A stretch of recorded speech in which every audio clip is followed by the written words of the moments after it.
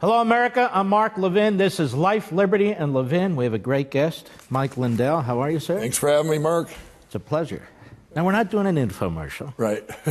I wanted you on the program because you have a fascinating background, and I think it could affect a lot of our audience members. Mm-hmm. You're a big Trump supporter. Yes. You are a man of deep Christian faith. Yes. You are a remarkable entrepreneur, and you are a drug addict. Yes, crack addict. A crackhead. Do you want to explain that to me? Well, I was, I think my addiction goes back to childhood when my parents got divorced. Divorces weren't common, and I became put into a new school, and I became very shy, or I would show off to people, like do little things like, hey, watch me jump out this bus window. And then it manifested into, using alcohol first, and then got into cocaine. How old were you when you got into cocaine? Alcohol, probably late teens, and 16, 17, and then at my 5-year reunion, all my other, everyone's graduated from college, or they're starting families, or they've kept the same employer, and I'm there.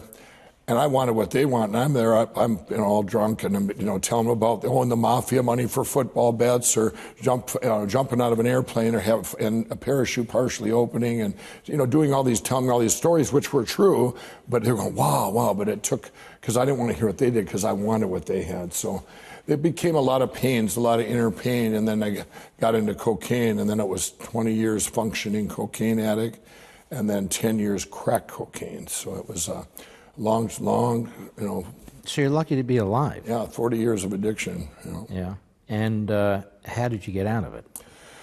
Well, do you ever get out of it? Yeah, you get out of it. I mean, I don't believe addiction's a disease. I believe that all addiction either comes from, wounds as childs, things that happen, or trauma, and that's why veterans can be traumatized later on. Any trauma can manifest into, I believe, addictions to mass pain. And for me, a lot of things had to happen. I lost a 20-year marriage and had all these things happen in the mid-2000s. But in 2008, there was about 3 things that happened, and seeds were planted for me.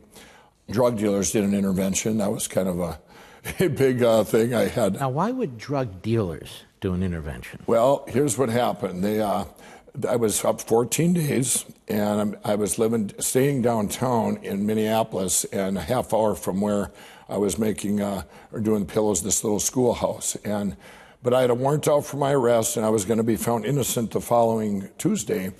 So I was hiding out down there, and I come out of the room, and three of the biggest dealers, I didn't even know they knew each other. And they said, "What are you guys doing?" The one guy goes, "Mike's been up for 14 days. We're shutting him off." And the one guy goes, he looks at me like, "What's the matter with you?" And he says, "You ain't getting anything from my guys." And he leaves. The other guy. Wait a minute. So up for 14 days. So you were using, and they even said that's enough. Right. We're going to cut they must have liked you. Yeah. Well, they wanted to save your life. Yeah. Here's what he said. Actually, they all like me, but here's what they said. I was a good customer too, but. The one guy left then, and it was his place, and he went down the streets and shut off his people. And now I looked over, and this dealer, he finally went to sleep. I ran out of crack, and I'm doing one of these numbers, and I headed down to the streets of Minneapolis about 2:30 in the morning. Couldn't get drugs anywhere, and I went out. I was very resourceful, nothing. I come back upstairs all defeated, and he's standing there waiting up for me, and he says, "Man, give me that phone." He says, "I'm going to take a picture of you." He says, "You're going to need it for that book you've been bragging about, telling us you're going to write." And he said, "You've been telling us for years this MyPillow is just a platform for God, and you're going to come back someday and help us out of this addiction and all the dealings that we have." And he says, "We're not going to let you die on us." Because I would always tell these guys all the time, "You guys, this pillow is just a platform for God." So is this the singular event that started to turn your life around? No, there was a lot of things, but that was just one thing. Then about 6 months later, my one son, we had came back from a hunting trip, and he was in the driveway, and he says, "Dad, I can't stay here anymore. I want to live with my brother." And he's got a tear, and his lips are quivering, and that hit home to me. I'm not hiding too much from him. And because he must have known you were addicted. yeah, at that, when the kids were from 16 down, they don't remember. My daughter said one time, she says, we're a very dysfunctional family. I said, that was towards the end. I said, I don't know what that means, but don't say that again. That sounds horrible. But my son hit me with that. And then in December of '08, something really happened that's very important to my story. My friend came to me, and he was my equal. We had both did cocaine the same time in the 1980s started. We both were functioning addicts throughout the 80s and 90s. 2000, we both switched to crack about the same time. And I heard he had found the Lord and been freed of these addictions for 3 years. And he came walking in. I was all by myself, this place out there. I had everything. I'm just a little pulse out there, alive and with the company and stuff. And he came in, and I go, Dick, what are you doing here? And he goes, the Lord led me here. And I knew he had been straight for 3 years. I hadn't seen him in a year. And I go, well, as long as you're here, I said, I got some questions for you. I said, first one I asked him, I said, is it boring? And he goes, no, man, it ain't boring. But I be clean. Yeah, being clean or being with God, whatever. I was asking him kind of both, and we went into an hour of questions where I had been in and out of treatment in the 80s, and this counselors that have been to school but never been where addicts have been. And he was my equal, where I could, whatever he said, I trusted him because he's been where I've been. And what did he say? He said, no, man, it ain't boring. And he's telling me that, questions like, how do you feel inside now? How do you, do you have anything, thinking about the past? Just all different questions, But I didn't quit that day. It was another month later. It was January 16, 2009. And I knew that day, people say, was that your bottom? Well, for money-wise, I made sure I didn't have any money left, because I knew it'd be an incredible story to help people, a story of hope. I would always know these things as they were happening. Something bad would happen. I go, oh, that's going to be good in my book someday and help people. And it was kind of weird thinking. But that day, I knew my calling, that God had chose me for this to help people. And with the addiction and with everything that's going on now, I didn't quite know what I was going to be. But you meet with him. Huh?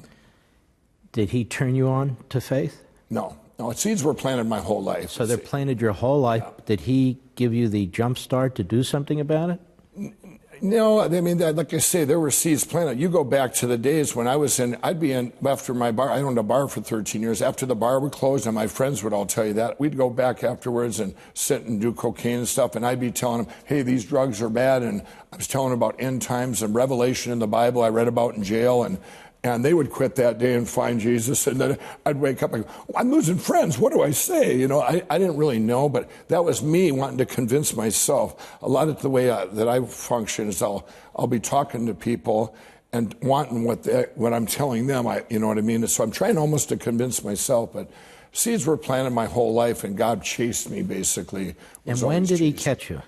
Ready for this? February 18th, 2017. That's when I did a full surrender. 2 years ago. Yeah, to a full surrender. And what happened there, now I can go out and speak out for Jesus like I could a pillow, with that same passion. And I went to U.S. Bank Stadium in Minneapolis about a couple months after that born-again experience. And I prayed 50,000 millennials and told my story about 5 minutes worth. And and I'm going, and I'm scared. I don't usually, like I say, I had this, I was petrified, but I was able to do it.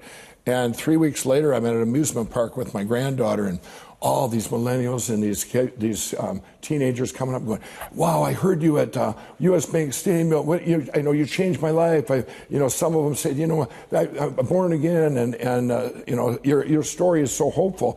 Finally, my granddaughter had to say, he's my grandpa, and we need to go on some rides. But I think that was God showing What me. is that like, by the way? You're known everywhere. Mm-hmm. You're ubiquitous on TV, on radio. What is that like? Does that have an effect? I mean, obviously it has an effect, but does that have an effect on your ego? Does that have an effect on your ability to stay straight? No. It's for me. I mean, I drive a pickup truck, and that money. It's for me. I've always wanted to help people, and to get that feeling back, like those millennials that you know, because I had such a feeling of unworthiness back in the day and inside of me, it makes me feel good. And my thing will be is if I have to be somewhere, and because I'll stop and talk to every person if they want to talk, so I'll kind of got to time it with that because I'm you're very outgoing. Yeah. And then I'll talk too long. I'm going, okay.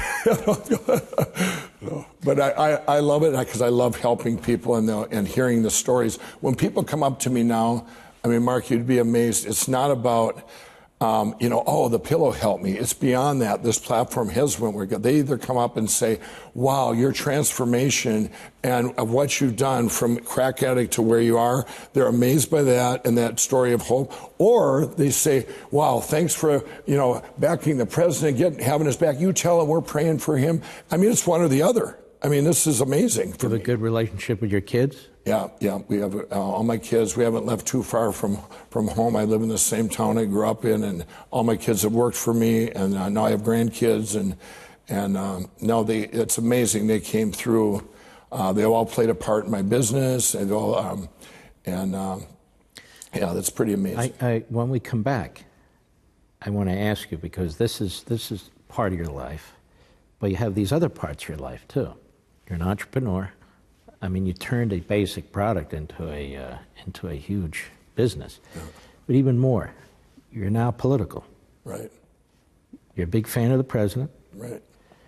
You showed up at the Conservative Political Action Committee event, and you've managed to stay in business because a lot of businesses get boycotted as a result of that. Watch out, I'll double my odds. That's right. So I want to discuss all that when we return. Okay.